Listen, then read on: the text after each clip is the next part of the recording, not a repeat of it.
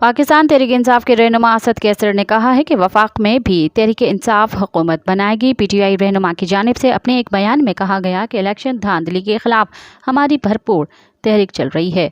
मुतालबा है कि फॉर्म 45 के मुताबिक कामयाब उम्मीदवारों का नोटिफिकेशन जारी किया जाए।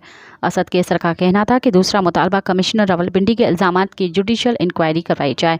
उन्होंने कहा कि वफाकी हुकूमत खैबर पख्तूनख्वा के हकूक़ अदा नहीं कर रही। NFC अवार्ड के मुताबिक हमारे सूबों को हिस्सा नहीं दिया जा रहा। अपने सूबे में कारोबार और रोजगार की बहाली के लिए जद्दोजहद करेंगे। साबिक स्पीकर कौमी असम्बली ने मजीद कहा कि पूरे खैबर पख्तूनख्वा की आवाज़ बनूंगा। भरपूर तैयारी और हिकमत अमली से सूबे का मुकदमा लड़ेंगे। मजीद खबरन ऐं तफ़सीलात लाइ विज़िट कयो असांजी वेबसाइट www.awamiNewsHD.com ऐं ॾिसंदा रहो अवामी न्यूज़ HD।